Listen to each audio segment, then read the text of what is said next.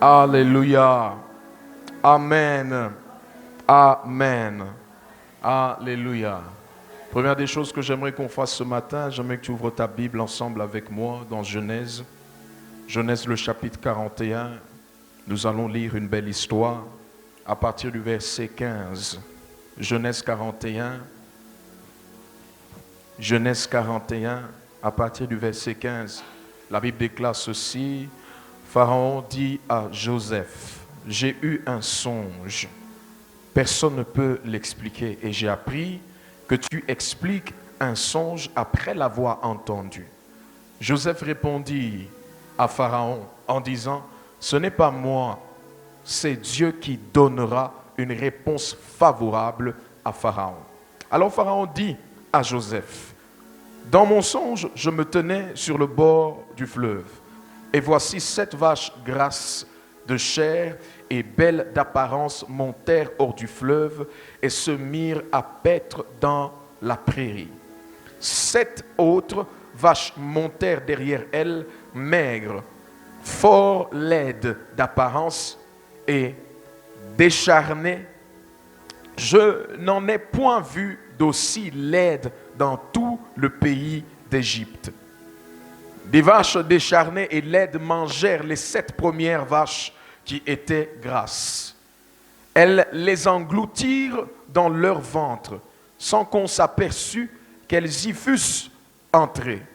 Et leur apparence était laide comme auparavant, et je m'éveillai. Je vis encore en songe 7 épis pleins et beaux, qui montèrent sur une même tige. Et 7 épis vides et maigres, brûlés par le vent d'Orient, poussèrent après eux. Les épis maigres engloutirent les épis beaux, les 7 beaux épis, Je l'ai dit aux magiciens, mais personne ne me donne l'explication. Et Joseph dit à Pharaon, ce qu'a songé Pharaon est une seule chose. Dieu a fait connaître à Pharaon ce qu'il va faire. Les 7 vaches belles sont 7 années et les 7 épis beaux sont 7 années. C'est un seul songe. Les 7 vaches décharnées et laides qui montaient derrière les premières sont 7 années et 7 épis vides brûlés par le vent d'Orient seront 7 années de famine. Ainsi, je viens de le dire à Pharaon. Dieu a fait connaître à Pharaon ce qu'il va faire. Voici, il y aura 7 années de grande abondance dans tout le pays d'Égypte. 7 années de famine viendront après elles et l'on oubliera toute cette abondance au pays d'Égypte et la famine consumera le pays. Et cette famine qui suivra sera si forte qu'on ne s'apercevra plus de l'abondance dans le pays. Si Pharaon a vu le son se répéter une seconde fois, c'est que la chose est arrêtée de la part de Dieu et Dieu se hâtera de l'exécuter. Maintenant que Pharaon choisisse un homme intelligent et sage. Bien-aimé, est-ce que tu peux dire intelligent? Intelligent et sage. Que Pharaon établisse un homme intelligent, se choisisse un homme intelligent et sage, qu'il le mette à la tête du pays d'Égypte. Que Pharaon établisse des commissaires sur le pays pour lever un 5e des récoltes de l'Égypte pendant les 7 années d'abondance. Qu'il rassemble tous les produits de ces bonnes années qui vont venir, qu'il fasse sous l'autorité de Pharaon des amas de blé, des approvisionnements dans les villes et qu'ils en aient la garde. Ces provisions seront en réserve pour le pays et pour les 7 années de famine qui arriveront dans le pays d'Égypte, afin que le pays ne soit pas consumé par la famine. Amen. J'aimerais que tu prennes ensemble avec moi Jean chapitre 4. Celui-ci sera plus court que le passage que nous venons de lire. Jean 4, nous allons lire à partir du verset 35. Jean 4, 35. La Bible déclare ceci. Ne dites-vous pas qu'il y a encore 4 mois jusqu'à la moisson? Voici, je vous le dis, levez les yeux. Est-ce que tu peux dire levez les yeux? Dis-le plus fort, levez les yeux. Dis-le encore, levez les yeux. Et regardez les champs qui déjà blanchissent pour la moisson. Celui qui moissonne reçoit un salaire et amasse des fruits pour la vie éternelle, afin que celui qui sème et celui qui moissonne se réjouissent ensemble. Car en ceci, ce qu'on dit est vrai. Autre celui qui sème et autre celui qui moissonne. Je vous ai envoyé moissonner ce que vous n'avez pas travaillé. D'autres ont travaillé et vous êtes entrés dans leur travail. Acclamons la parole de l'Éternel.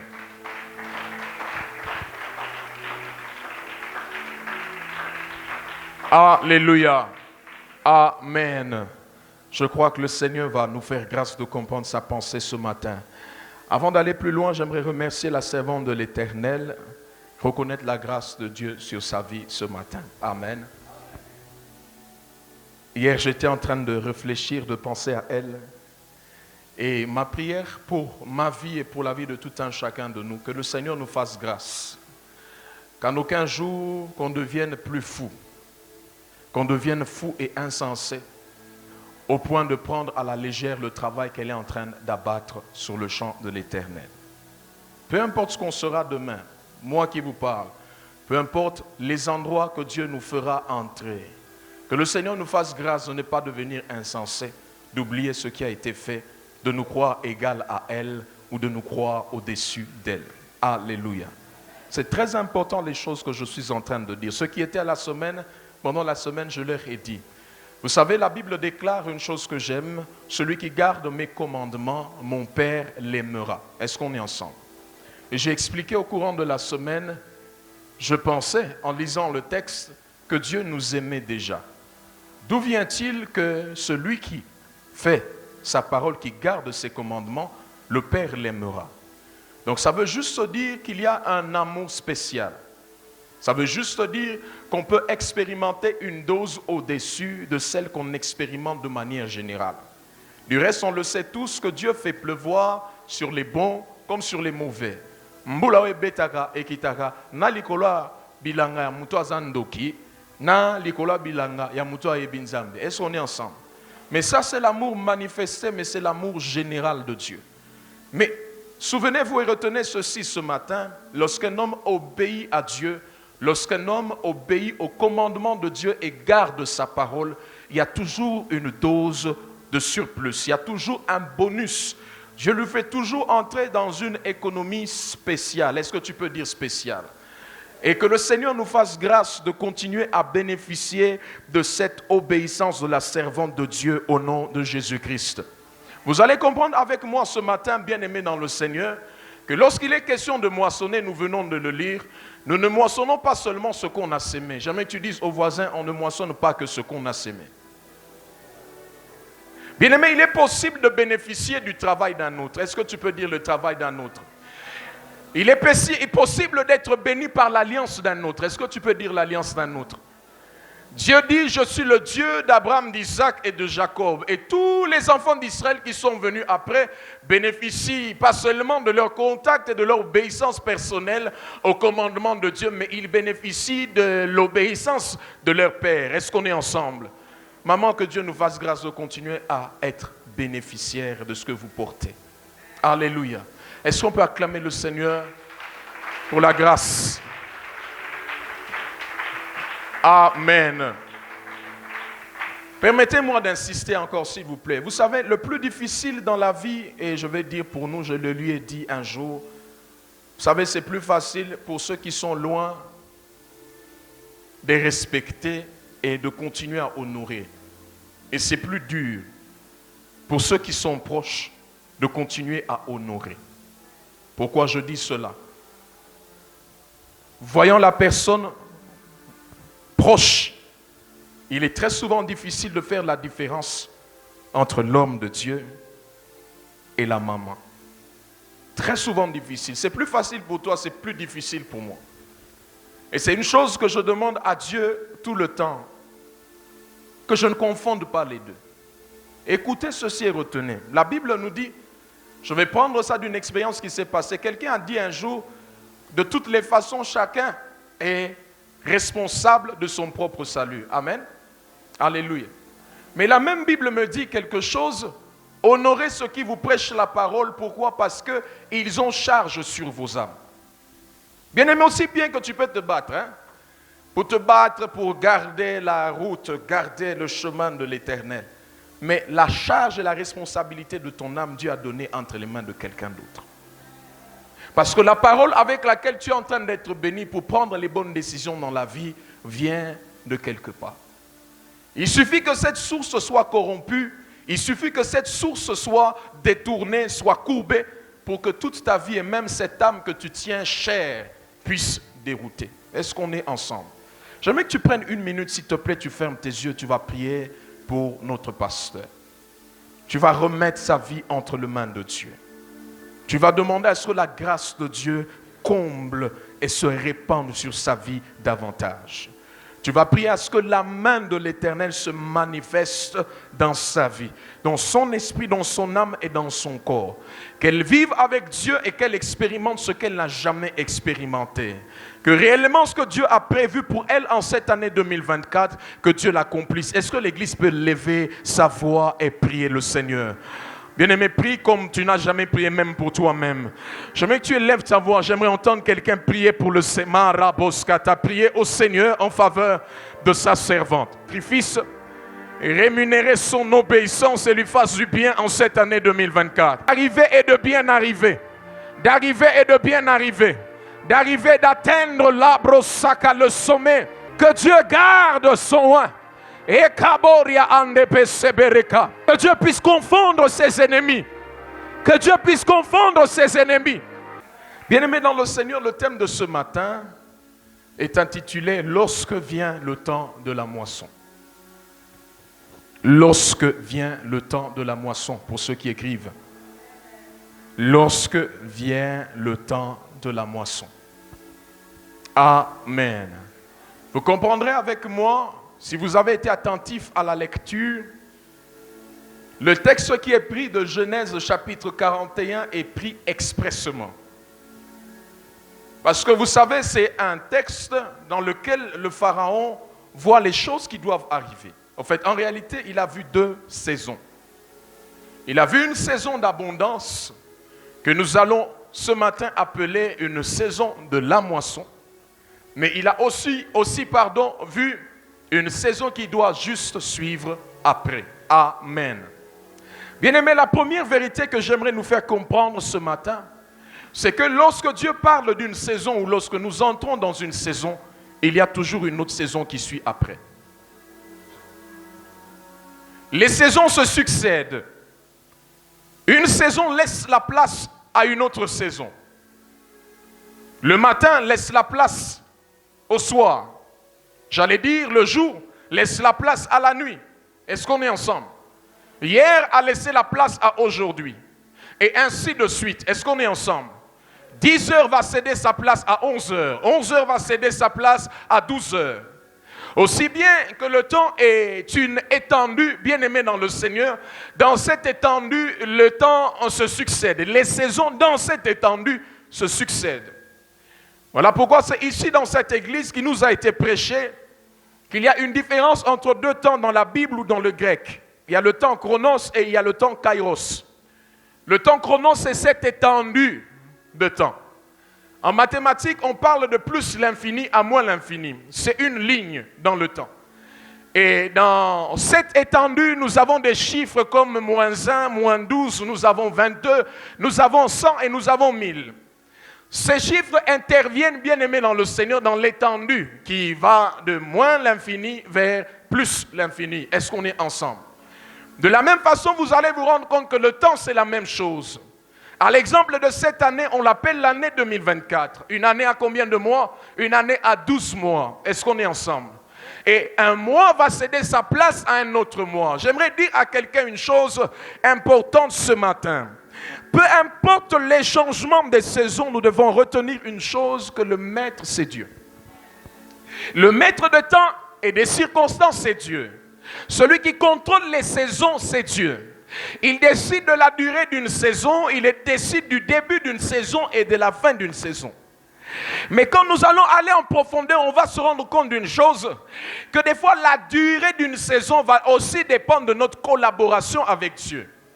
Il n'y a pas que Dieu qui décide de la durée d'une saison. Bien-aimé dans le Seigneur, comment est-ce qu'on vit, comment on se conduit peut aussi déterminer si on traîne dans une saison ou si on avorte une saison. Est-ce qu'on est ensemble? D'où l'importance du thème de ce matin, bien-aimé, lorsque vient le temps de la moisson. Qu'est-ce que j'essaie de dire? Comment se comporter, comment vivre quand le temps ou la saison de la moisson vient? Comment se conduire quand Dieu ouvre les portes d'une nouvelle saison à quelqu'un? Parce que, bien aimé, cette saison dans laquelle tu entres, un jour va céder sa place à une autre saison. Cette saison pourra être supérieure en qualité. Cette saison peut être inférieure en qualité, dépendamment de ta conduite dans la saison présente. Est-ce que quelqu'un dit Amen?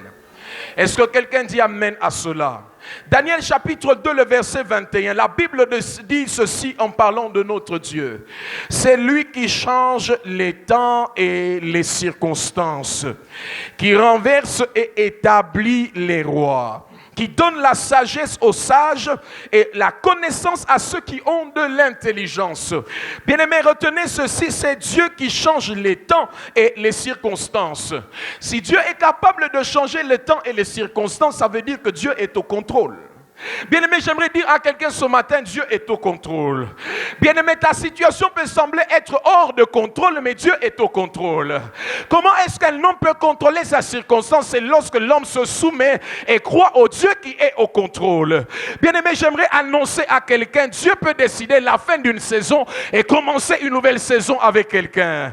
Bien-aimé, Dieu peut décider de l'ouverture et de l'installation de quelqu'un dans une nouvelle saison parce qu'il change les temps et les circonstances. Est-ce qu'on est ensemble? S'il change, donc il a le contrôle. En anglais, comment est-ce qu'on appelle une télécommande? Une télécommande est appelée remote control. Qu'est-ce que ça veut dire? C'est un device, c'est un appareil qui nous aide à avoir le contrôle d'un autre appareil, mais à distance. Je n'ai pas besoin de crier, je n'ai pas besoin de me faire du mal. Je n'ai pas besoin de me dépenser.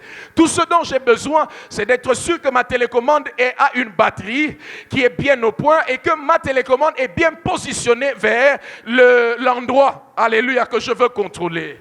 Et bien aimé, avec cet appareil, on peut commander et contrôler d'autres appareils. J'aimerais dire à quelqu'un, Dieu a la télécommande des saisons. J'aimerais dire à quelqu'un, du haut des cieux, il décide de ce qui se fait sur la terre. Voilà pourquoi la Bible déclare, quand on nous apprend à prier, on dit prier que dites que son règne vienne et que sa volonté s'accomplisse sur la terre comme aux cieux. Parce que depuis les cieux, avec la télécommande, il peut orienter, contrôler et changer les saisons. Bien-aimé, j'annonce à quelqu'un, Dieu m'a dit de dire à quelqu'un quelque chose. Et il y a une prophétie qu'il m'a mis dans mon esprit ce matin alors qu'on était en train de venir. Ézéchiel chapitre 36, le verset 30. La Bible déclare ceci. Je multiplierai les fruits des arbres, les produits des champs, afin que vous ne connaissiez plus le déshonneur et maraboshaka de la famine parmi les nations. Il dit qu'il va multiplier. Le but, c'est que vous ne puissiez plus connaître le déshonneur. J'annonce à quelqu'un, la saison du déshonneur s'est arrêtée. Parce que l'Éternel va multiplier. Et il en a la capacité, il en a les moyens. Il m'a dit, tu leur liras Ésaïe chapitre 54, le verset 4. La Bible dit, n'aie pas peur, car tu ne seras pas couvert de honte. Ne rougis pas, car tu ne seras pas déshonoré. Au contraire, tu oublieras la honte de ton adolescence. Tu te souviendras plus du déshonneur de ta période de veuvage. Je parle à quelqu'un, en cette saison nouvelle, Dieu va te faire oublier ta honte passée. Là où on disait, on dira, osa pena mwana nzambe a solo. On a vu ton Dieu en action. Alléluia. Amen. Amen. Pourquoi est-ce que les paroles que je déclare ce matin sont importantes? Ces paroles sont importantes, bien-aimés, parce que pour profiter d'une saison, il faut en être conscient. Pour profiter d'une saison, il faut en être conscient. Il faut être conscient d'où est-ce qu'on se tient. Dans quoi est-ce qu'on s'est embarqué? Est-ce qu'on est ensemble jusque-là? Il faut être conscient de la saison. Bien-aimé, il est impossible de profiter d'une saison sans en être conscient. Quand je parle de la conscience, bien-aimé, je parle de la révélation de la saison. Je parle du discernement du temps dans lequel tu te trouves. Remarquez ensemble avec moi. Quand Jésus-Christ se parle de la saison ou du champ qui a déjà blanchi, il ne s'arrête pas qu'en parler. Il commence son discours en disant à ses disciples, levez les yeux et regardez. Parce que Jésus-Christ sait une chose, tu ne peux pas profiter d'une saison si tu ne l'as pas vue. Tu ne peux pas entrer dans l'expérience de ce qui t'a été annoncé si tu n'en as pas la révélation. Voilà pourquoi de toutes les personnes en Israël, ceux qui pouvaient guider les autres et leur dire ce qu'il faut faire, c'est ceux qui avaient le discernement des temps et des saisons. La Bible déclare des fils d'Issachar qui avaient la connaissance ou la compréhension des temps. Est-ce qu'on est ensemble jusque-là? Le vendredi, on était ici. Dieu m'avait mis à cœur de parler d'un thème important. On a parlé de l'édification du développement spirituel. J'ai donné l'exemple de Pierre. Quand vous lisez Jean chapitre 1, Pierre est emmené à Jésus-Christ par André. Amen. Mettez-le solo bien comprendre le contexte. Jésus-Christ a eu jour à baptême. Jean-Baptiste a dit, voici l'agneau de Dieu qui ôte le péché du monde. Est-ce qu'on est ensemble? La Bible déclare le jour suivant, Jean-Baptiste est en vue encore Jésus. Il lève la voix et dit, voici l'agneau de Dieu qui ôte le péché du monde. La Bible déclare, il avait avec lui 2 de ses serviteurs qui, en écoutant cela, ont laissé Jean-Baptiste, ont suivi Jésus. Mais j'aime la suite. Et ils ont passé la nuit avec Jésus. La Bible dit, ils ont posé, ils disent, maître, où est-ce que tu habites? Il leur dit, venez et voyez. Ils viennent chez lui comme il se faisait noir. La Bible déclare, ils sont restés avec lui cette nuit. Le prochain verset nous dira que l'un des serviteurs ou l'un des disciples de Jean qui était avec Jésus s'appelait André. Et que c'est lui le premier qui est allé appeler son frère qu'on appelle Simon, qui plus tard va se faire appeler Pierre par le Seigneur. Est-ce qu'on est ensemble? Et qu'est-ce qu'il a dit à Pierre? Il a dit à Pierre, viens, parce que nous avons vu celui de qui il s'agit dans la loi. Est-ce qu'on est ensemble? Alléluia. Quand il dit à quelqu'un, ou quand tu es juif et qu'on te dise qu'on a vu celui de qui il s'agit, principalement c'est le Messie. Parce qu'ils sont tous en train d'attendre la venue du Messie. Est-ce qu'on est ensemble? Matthieu chapitre 16, la Bible déclare ceci. Que dites-vous que je suis? Et Pierre répond, il dit, tu es le Messie, le Fils du Dieu vivant. Et j'aime la réponse de Jésus. Il lui dit, ce n'est ni la chair ni le sang qui te l'ont révélé, mais c'est mon Père qui est dans les cieux qui te l'ont révélé. Qui te l'a révélé, pardon. Amen. J'ai fait faire cet exercice à ceux qui étaient là pour qu'on comprenne ensemble que humainement parlant, ce n'est pas une nouvelle révélation. Parce que André, quand il est venu, il a dit, on a vu qui? On a vu Jésus. Il serait bien en train de répéter tout simplement les paroles d'André. Est-ce qu'on est ensemble? Mais Jésus dit non. Ceux qui viennent de sortir là, ce n'est pas la chair et le sang qui te l'ont révélé. C'est mon Père dans les cieux qui te l'ont révélé. Qui te l'a révélé. Bien-aimé dans le Seigneur, j'aimerais que tu comprennes une chose avec moi ce matin. Qu'il y aura toujours une différence entre une révélation qu'on t'apporte et une révélation que tu reçois. C'est pourquoi j'ai dit, il faut qu'on soit conscient de la saison. Il faut que quand on est en train de dire saison de la grande moisson, que chacun au milieu de nous ait la révélation de cette saison. Sois conscient et prenne cette parole pour lui-même. Alléluia. Alléluia. Lève les yeux, regarde, bien-aimé, est un exercice spirituel qui tente, bien-aimé, à développer dans l'homme la conscience de la saison, l'importance de la saison. Et c'est cette révélation, bien-aimé, dans le Seigneur qui te connecte à la pensée de Dieu pour le temps. Qu'est-ce qui arrive dans l'église, c'est que à la fin de chaque année et au début d'une nouvelle année, lorsqu'on annonce la vision de l'année, plusieurs entendent un pasteur déclarer de nouveau une parole pour une année. Mais très peu sont ceux qui comprennent que cette parole, ce n'est pas la parole, c'est ta parole. Cette parole, ce n'est pas qu'une pensée, mais c'est la pensée de Dieu pour ta vie. Pour vivre, bien-aimé, ce qui est annoncé, il faut recevoir la révélation du temps afin de s'approprier la pensée de Dieu pour toi. Dieu dit à Abraham ceci, il dit, lève les yeux et regarde le pays. Bien-aimé, ce que tu n'as pas vu, tu ne pourras pas avoir. Ce que tu n'as pas vu, tu ne pourras pas avoir. Ce que tu n'as pas vu, tu ne pourras pas voir. Et il faut voir en esprit, croire, et cela va t'emmener à avoir ce que Dieu a annoncé. Est-ce qu'on est ensemble, quelqu'un? Alléluia. Il est très important, bien-aimé dans le Seigneur, d'être capable de capter les signaux de la saison. Bien-aimé, est-ce que Zolobelo ka passi oyebi déjà? Est-ce que Zolobelo une difficulté kak oyebi? Bien-aimé, que le Seigneur ce matin, par cette prière, te rende capable de capter les signaux de la saison. Que le Seigneur te rende capable de recevoir sa pensée dans ton esprit. Que le Seigneur te rende capable de voir ta vie telle qu'il la voit en cette année et précisément en ce mois de janvier au nom de Jésus-Christ. Que la honte que tu as subie, les difficultés que tu as expérimentées ne continuent pas à t'aveugler au point de t'empêcher à voir ce que Dieu a prévu de faire en cette saison. Que Dieu te rende capable de voir la guérison de ton mari. Que le Seigneur te rende capable de voir la guérison de tes enfants. Que le Seigneur te rende capable de voir ta promotion. Que le Seigneur te rende capable de voir ton mariage. Que le Seigneur te rende capable de voir ton excellence et ton progrès, ton évolution. Que le Seigneur te rende capable de te voir opérer avec Dieu dans les choses de l'esprit à une autre dimension.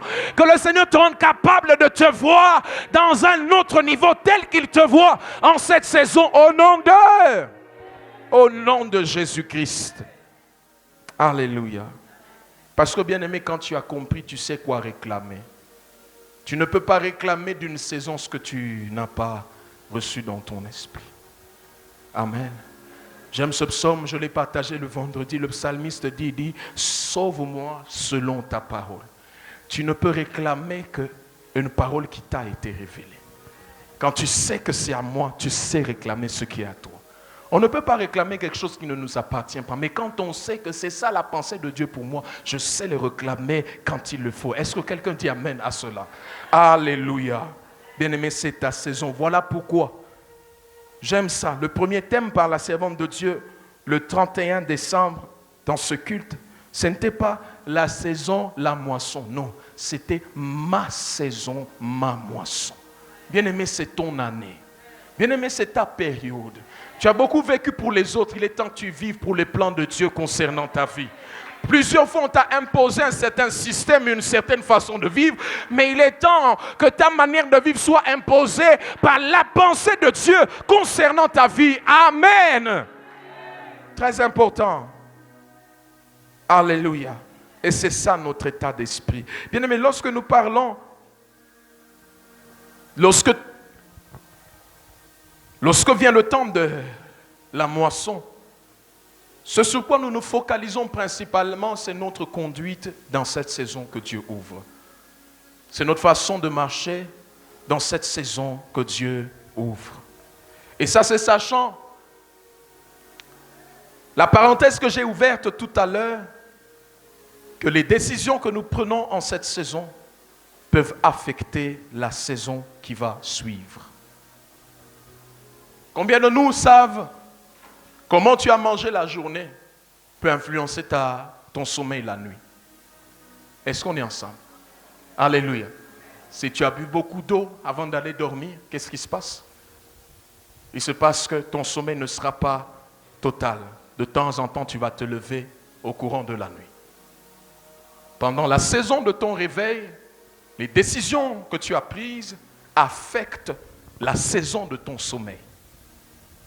Est-ce qu'on est ensemble? Ça affecte tellement que la Bible dit que certaines expériences dans le monde des songes, lorsque nous dormons, sont influencées par nos occupations de la journée. Donc une saison est certes passée, il n'y a plus le soleil dans les cieux, Mais les impacts et les conséquences de ce qui s'est passé au courant de la journée nous suivent jusque dans notre sommeil. Est-ce qu'on est ensemble? Alors, bien-aimés dans le Seigneur, j'aimerais dire à quelqu'un ce matin, nous l'avons lu en histoire que le présent est le résultat, le présent c'est le lieu où nous forgeons, nous préparons l'avenir. Est-ce qu'on est ensemble? Bien-aimé, pourquoi est-ce que le présent a un impact sur le futur? C'est parce que lui-même a reçu l'impact du passé. Lui-même est le résultat d'une autre saison. Et c'est comme ça que lui aussi déverse à son tour dans la saison qui est en train de suivre après. Très important, bien-aimé, quand tu sais ces choses, tu deviens responsable de la saison que Dieu te donne entre tes mains. Tu ne laisses pas qu'un autre ou une autre personne vienne influencer tes décisions pendant cette semaine parce que tu n'es pas en train que d'impacter, d'affecter la saison en cours. Tu es en train d'affecter la saison qui va suivre après. Ceux qui vont à l'école, n'est-ce pas? Il y a un temps où on est enseigné. Mais il y a une saison des épreuves. La réussite pendant l'épreuve dépend de ce qu'on a retenu et de ce qu'on a appris pendant le temps où le maître était là. Est-ce qu'on est ensemble? Est-ce qu'on est ensemble? Est-ce qu'on est ensemble? Mais gloire soit rendue à Dieu.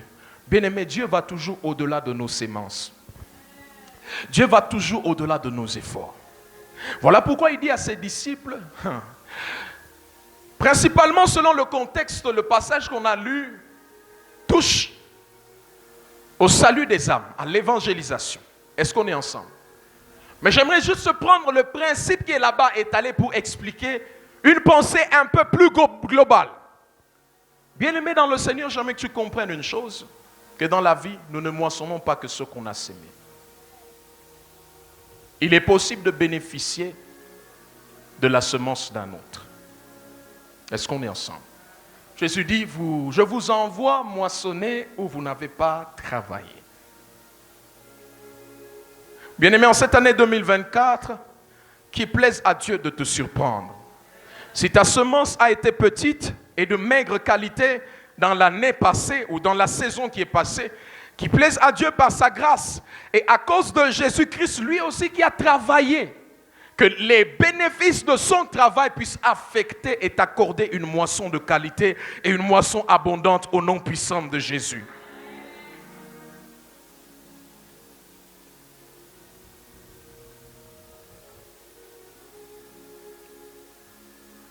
Il est possible de moissonner des bonnes choses. Vous savez, je ne pense pas que les grands-parents n'ont fait que des mauvaises choses. Il y a certains de nos ancêtres qui ont fait de bonnes choses. Réveille celui qui dort. Comment tu peux dormir? Est-ce qu'on est ensemble? Alléluia. Vous savez, parmi nos ancêtres, il n'y a pas que ceux qui ont fait de mauvaises choses. Il y en a qui ont accompli des bonnes choses. Dans nos lignées, dans nos familles, il y a ceux qui ont fait des bonnes choses. Et des fois, ils sont partis sans avoir moissonné pour ce qu'ils ont fait. Je prie pour quelqu'un ce matin. Que la récolte que ton grand-père, ta grand-mère n'a pas pu avoir de son vivant, qui a sauté des générations et des générations, que cette moisson soit additionnée à ton travail et à tes bienfaits cette saison. Et que tout cela soit répandu sur toi au nom puissant de Jésus-Christ. Je prie le Seigneur ce matin, bien-aimé dans le Seigneur. Parce que tu es en alliance avec le Dieu de la rédemption. Parce que tu es en alliance avec le Dieu d'Astrid. Que tous les bienfaits attachés, les bénéfices connectés à cette alliance soient un surplus sur tes efforts au nom puissant de Jésus-Christ. Que les bénéfices du travail de Jésus, qui est mort à la croix, qui s'est sacrifié et qui nous a donné accès aux choses les meilleures, aux choses précieuses, qu'en cette saison, que tout cela soit abondamment déversé sur toi au nom puissant de Jésus-Christ. Bien-aimé, tu vivras des choses pour lesquelles tu n'as pas prié.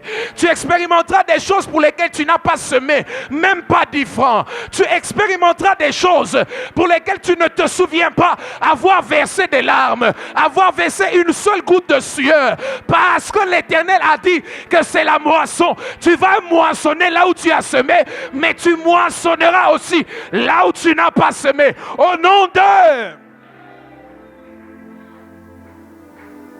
Au nom de Jésus-Christ. Au nom de Jésus.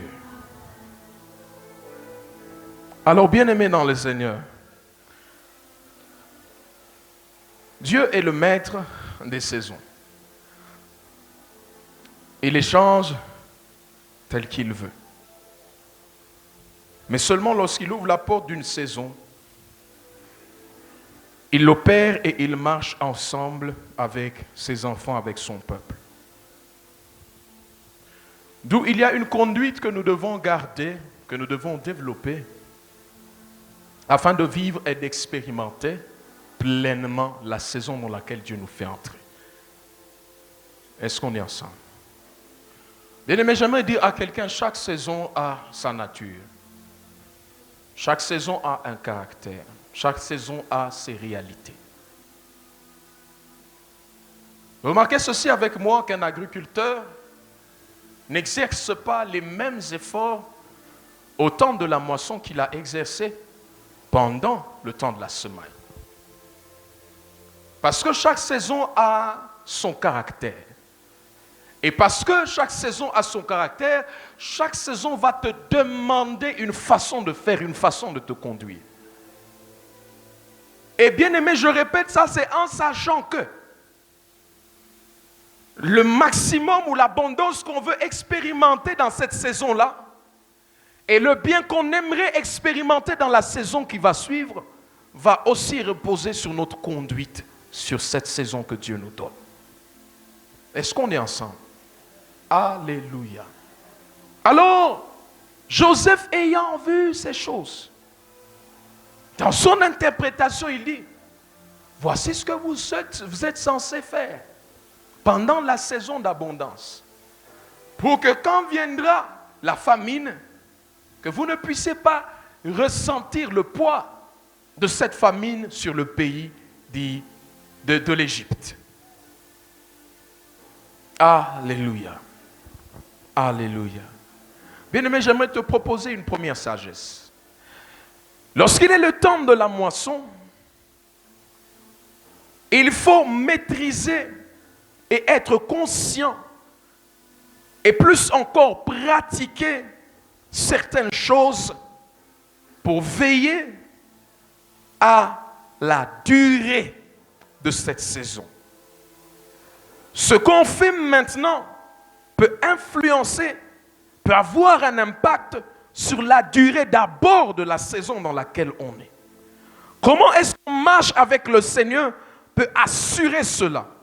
Vous allez vous rendre compte qu'Israël entre dans la terre qui lui a été promise. Mais parce qu'Israël fit encore ce qui déplaît à l'Éternel, parce qu'ils se sont conduits d'une certaine façon dans cette nouvelle saison et dans cette nouvelle époque que Dieu a ouverte, cela a eu des conséquences négatives et la prospérité qui est censée durer, cette prospérité a été arrêtée. Est-ce qu'on est ensemble?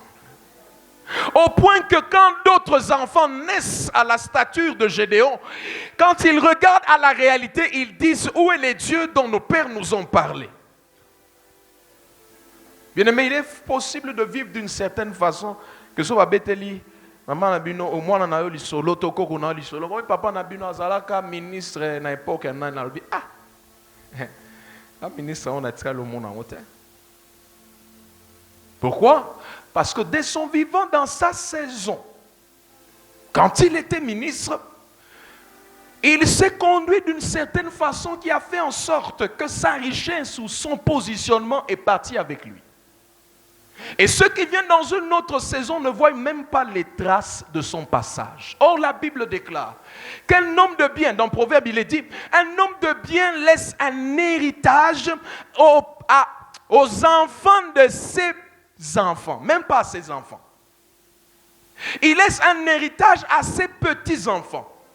Un homme sage, après avoir lu ce verset, a dit un jour, quand je travaille et que je multiplie mes ressources, ce n'est pas mes enfants que je regarde, ce sont mes petits-enfants. Je veux travailler aussi dur que s'il fallait que ça prenne une durée, que ça atteigne les petits enfants. Que ça ne s'arrête pas qu'à mes enfants. Alléluia. Alléluia. Bien-aimé, quand Dieu t'offre une moisson, c'est en prévision de la saison qui va suivre. Vous allez vous rendre compte d'une chose. En Israël, quand un homme avait un champ, William, quand Dieu avait donné à quelqu'un un champ, quand quelqu'un possédait un champ, remarquez avec moi, pendant le temps de la moisson, son champ ne lui bénéficiait pas qu'à lui-même. Remarquez, avec le même champ, il avait lui le bénéfice de son manger à lui, de sa famille, de sa maison. 1. 2.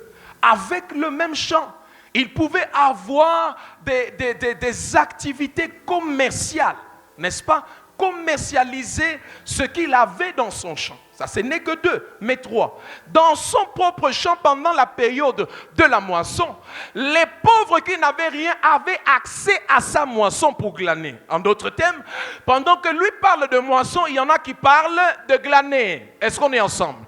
Donc ça bénéficie à lui, ça bénéficie à ses activités, ça bénéficie aux pauvres, mais ça ne s'arrête pas là, ça bénéficie à Dieu, parce que de son champ sortaient les offrandes pour Dieu.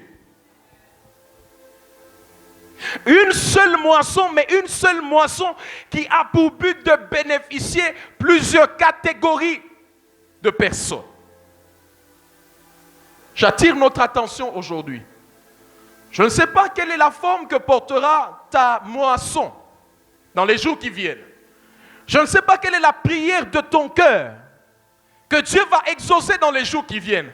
Mais j'aimerais que tu sois conscient d'une chose. À aucun moment, quand Dieu visite et bénit quelqu'un, c'est pour lui-même.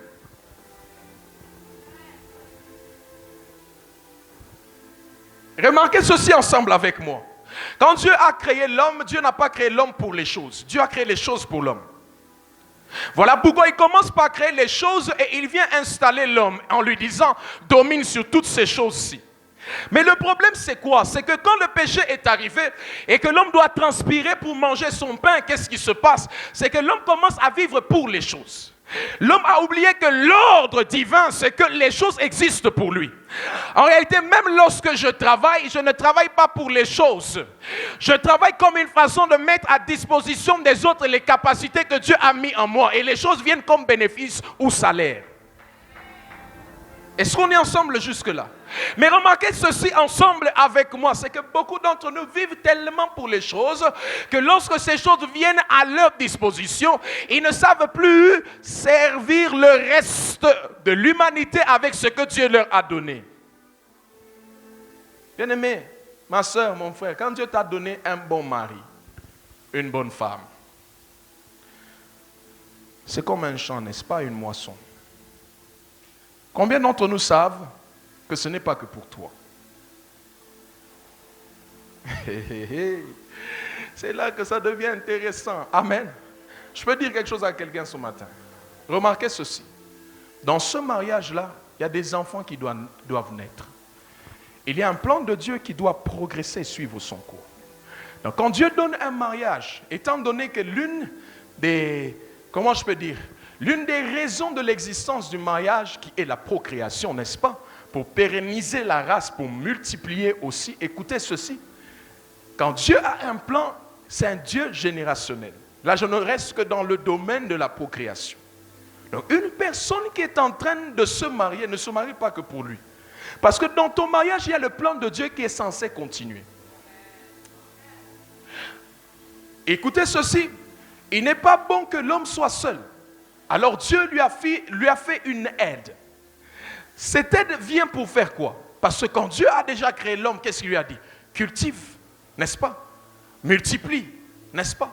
Mais remarquez ceci ensemble avec moi.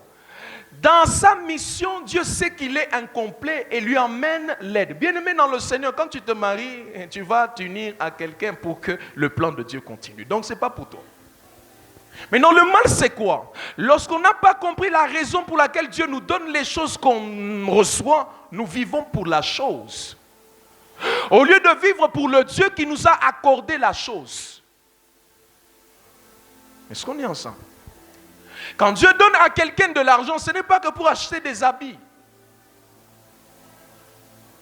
Bien-aimé dans le Seigneur, j'aimerais annoncer à quelqu'un qu'il y a une pensée dans le cœur de Dieu que ton argent est censé matérialiser. Ça commencera pas grand, mais ça commencera quelque part. Mais il faudra que tu sois assez donné, assez, comment je peux dire ça? Que tu sois assez décidé et intentionnel, comprenant la pensée de Dieu, que ta moisson n'est pas que ta moisson. Bien-aimé, caché derrière chaque moisson, il y a la part de l'homme, mais il y a la part de Dieu. Aussi bien que c'est censé satisfaire un besoin dans ton cœur, ça doit satisfaire à Dieu. Est-ce qu'on est ensemble jusque-là? Est-ce qu'on est ensemble jusque-là?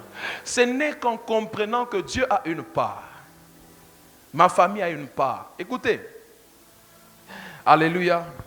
Besoin soka enseignement, il y a servitude. Amen. Mais nous pouvons vivre dans la servitude. Moli moi servitude abou pia abou pia. Alors vous autres les mela moli monyon sa servitude. Allez to babio ça servitude. Est-ce qu'on est ensemble jusque-là? Bien-aimé dans le Seigneur, ce que Dieu te donne, si ça ne bénéficie pas à ta famille, ça ne sert à rien. Quand Dieu donne un champ à quelqu'un, retenez ceci, ça le bénéficie lui et sa maison, ça bénéficie à Dieu, ça bénéficie aux hommes. Comment est-ce qu'on sait qu'un homme est vraiment béni de Dieu si sa vie peut bénéficier aux autres? Mais mais so vi nous ara pona yo moti siko ezaka chaînette na yo les nasomba ki sac moko na Paris ba tindela kinga chaussure moko. Bien-aimé dans le Seigneur, tu n'es pas encore béni. La bénédiction comme dans la vie d'un homme comme Boaz, c'est que Boaz doit être capable, bien-aimé, de subvenir à ses besoins, subvenir aux besoins de Dieu dans son temple, mais être capable de subvenir aux besoins de ceux qui manquent dans sa nation.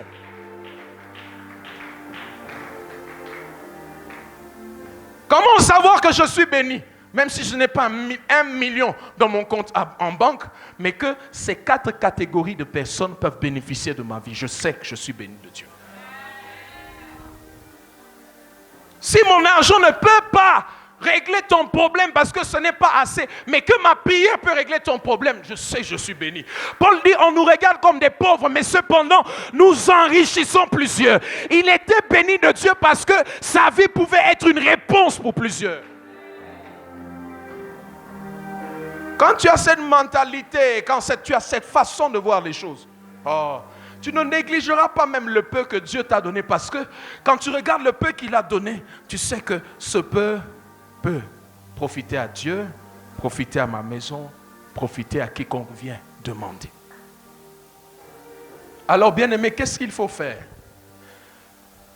Pour réussir dans une saison, la première des choses, il faut apprendre le principe de la... Il faut apprendre le principe de l'épargne. Est-ce que tu peux dire l'épargne? Tu dois apprendre le principe de l'épargne. Tu dois apprendre le principe de l'épargne. Épargner, c'est quoi? C'est mettre de l'argent à côté. C'est ce que la sagesse contenue dans le passage que nous avons lu de Joseph nous enseigne. Plusieurs personnes, l'argent qu'ils reçoivent, c'est pour dépenser. Dans les habits, dans des futilités, aller à shawarma. Un jour où on a fait aller à ta 2 shawarma pour sentir que bon écoute la poche. Est-ce qu'on est ensemble? Alléluia. Bien-aimé, écoutez ceci. L'épargne est le principe que Dieu nous apprend. Et ce principe ne nous aide pas que dans la saison où nous sommes, mais dans la saison à venir. Qu'est-ce que les Juifs de l'époque faisaient? Quand ils reçoivent, on va prendre ça en termes de salaire, on va dire ça comme ça, quand il a un revenu, dans ce revenu, il prend 10% qui est la part de Dieu, sa dîme. Il va prélever un autre 10% qu'il va mettre dans son épargne. Il va prélever un 10% pour un investissement et le reste, il peut consommer et utiliser, mais planifier sur le mois jusqu'à obtenir de nouveau un revenu. Est-ce qu'on est ensemble jusque-là? C'est comme ça que ça se faisait. Qui fait que quand je reçois le 100%, à peu près 30 est mis loin de moi. Les 10 premiers pour Dieu, les 10 autres pour l'épargne et les 10 autres pour un investissement quelconque. Je ne sais pas lequel. Mais investir quelque part, ce n'est que le reste, les 70, qui va dans les études des enfants, qui va dans telle chose, qui va dans telle chose. Alléluia. J'ai reçu un agent un jour au bureau, il y a, comment s'appelle la société d'assurance? Activa, ce qui Activa. Ils ont créé un nouveau système, c'était un système pour aider les gens à épargner. Elle a commencé son discours en me disant, nous avons remarqué qu'il est très difficile pour le Congolais d'épargner. Alors on a créé un système pour faciliter cela. Bien-aimé, retiens bien ce que je suis en train de te dire. Quand Dieu te donne une moisson, dans ce que tu reçois, tout n'est pas à manger. On ne mange pas tout. On ne mange pas tout. Et tu devras être intentionnel pour réussir dans cela. Quand les prochains $100 viendront, quand les prochains $1000 viendront, quand les prochains 2000, 500 000, combien que tu recevras, tu dois être capable de mettre de côté un certain montant. J'ai appris quelque chose de Dieu. Vous savez, mon Dieu m'a dit, ceux qui ont convaincu d'investir dans quoi que ce soit, jusqu'à ce que les idées deviennent claires et que Dieu puisse te convaincre dans ton cœur de faire quelque chose. Sans quoi, il est impossible. Est-ce qu'on est ensemble? Premier principe, l'épargne. Deuxième principe, je l'ai déjà énoncé, c'est l'investissement. L'investissement, c'est ce qu'on a reçu, on met à disposition. Ce qu'on a reçu, on le ressème, si ça se dit. On le sème à nouveau afin d'obtenir d'autres types de revenus.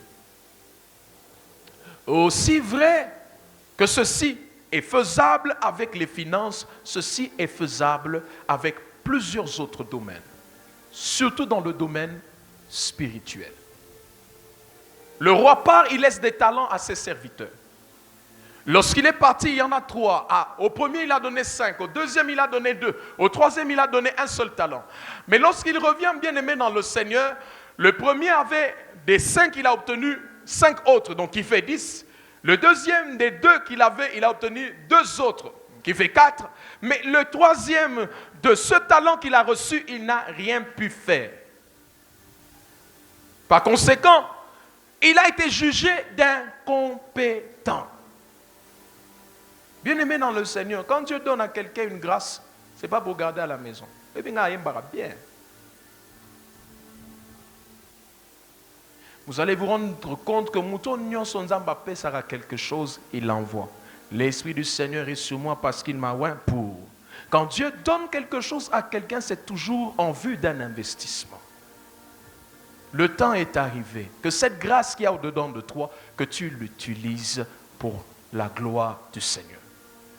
Arrête de garder ça à la maison, Ezokuba, Ezobeba, et c'est comme ça, bien aimé, même pour les choses physiques, les choses spirituelles sont comme ça aussi. Quand tu ne pratiques pas et que tu n'exerces pas, il est impossible de grandir en elles, il est impossible de fructifier et d'avoir un impact, impossible.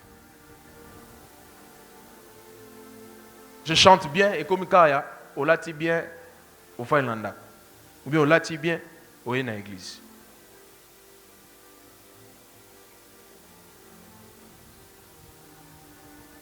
Tu vas dans un bureau, tu as appris beaucoup de choses. Tu as appris comment l'administration fonctionne, comment est-ce que les choses doivent être structurées. Dieu a besoin de cette sagesse dans sa maison. Comment planifier les choses? Comment on planifie? Comment on gère les finances? Comment on fait ceci? Comment on fait cela? Utilise la même sagesse dans ta maison. Utilise la même sagesse dans l'œuvre de Dieu. Utilise la même sagesse dans tout ce que tu entreprends. C'est comme ça que tu deviens, que tu te multiplies, que l'abondance vient. Alléluia. Bien-aimé, celui qui épargne ne connaît pas d'abondance. C'est celui qui investit, qui connaît l'abondance. L'abondance est le résultat d'une multiplication. Là où il n'y a pas de multiplication, il n'y a pas d'abondance. Eh bien, les babous sont Air Bank, moi, je rapport. Non, ça la répargne, ça la répargne. Mon banque est quoi, bon au Pékin. Ça s'est passé récemment aux États-Unis et c'était une crise énorme. On a dû aller voir une autre banque qui a accepté de disponibiliser son argent pour qu'on paye quand même un certain pourcentage à des personnes qui avaient des grosses sommes dans cette banque-là pour ne pas se retrouver en attendant de régler la crise. Le but de l'épargne, c'est pour un investissement futur. Si tu épargnes que pour épargner, ne ba Congo bazalara. Ba Congo nza, nanga ba Congo. Olimbisanga, hein? Amen. Est-ce que nous avons mabé? Là, nous avons vu sombata bijou. Attends, on s'est noté menazara. Non, kololi kambwe koya na koteka. Ah, merci maman. Il y a des choses qui peuvent déprécier. Quand la saison change, la valeur aussi peut baisser. L'économie est en train d'être mouvementée aujourd'hui. L'or n'a pas la même valeur qu'elle avait hier. Est-ce qu'on est ensemble? Le but de l'épargne, c'est pour investir. Les amis, les Bakongo. Et les amis, les Balouba. Il ne faut pas toujours tout dépenser. Pour se faire voir. Bien-aimé, Dieu n'est pas un Dieu de gaspillage. Voilà pourquoi lorsqu'il a multiplié les pains et les poissons, à la fin, il demande recueillez tout ce qui est resté. Regardez cela. Dieu ne donne jamais pour gaspiller. Quand on entre dans une nouvelle saison de moisson, il faut savoir que tout ce que Dieu me donne a un but. Et il faut aller rechercher Dieu pour savoir qu'est-ce qu'il faut que je fasse de ce que tu m'as donné. Que faut-il que je fasse de ce que tu m'as donné? Quelle est l'idée que tu m'accordes afin que j'avance dans ce que tu m'as donné? Que ce soit une grâce, que ce soit de l'argent, que ce soit un mariage, comment évoluer et avancer avec ce que Dieu m'a donné? Comment gérer ce que Dieu m'a donné? Il n'y a que la sagesse de Dieu qui te rend victorieux dans une saison. Le fils prodigue a pris tout ce qu'il avait de son père, il est allé gaspiller. Et en fin de compte, il n'avait que ses yeux pour pleurer. Parce qu'il avait tout perdu. Alléluia. Alléluia. Amen. Amen. Amen. Amen. Amen.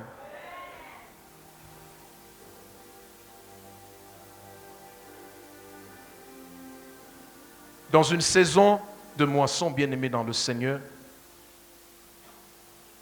il est très important d'éviter certaines choses. Dans une saison de moisson, il faut éviter la distraction. Il faut éviter d'être distrait. Dans une saison de moisson, il faut éviter la procrastination. La Bible déclare celui qui regarde au nuage, celui qui regarde au vent ne sème pas, mais celui qui regarde au nuage fait quoi? Il ne moissonne pas. Ça veut dire que dans les deux saisons, il y a toujours un obstacle qui se lève.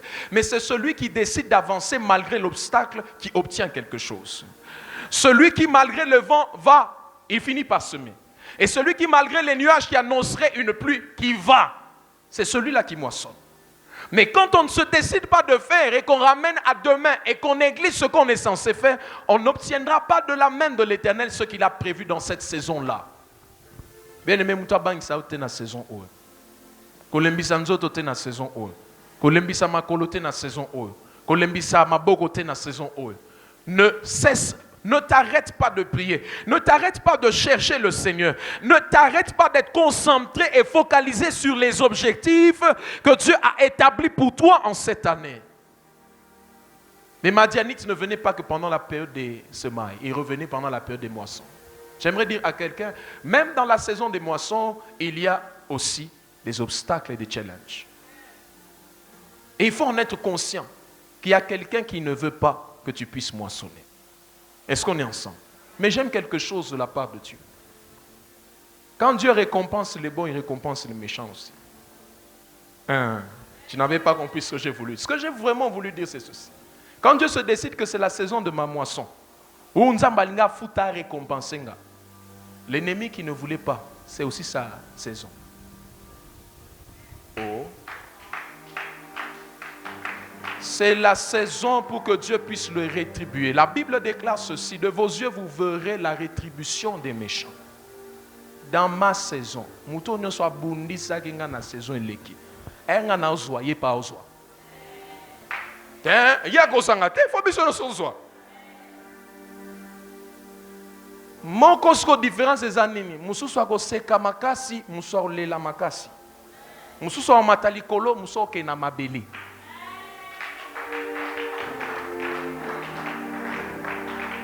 Est-ce qu'on est ensemble?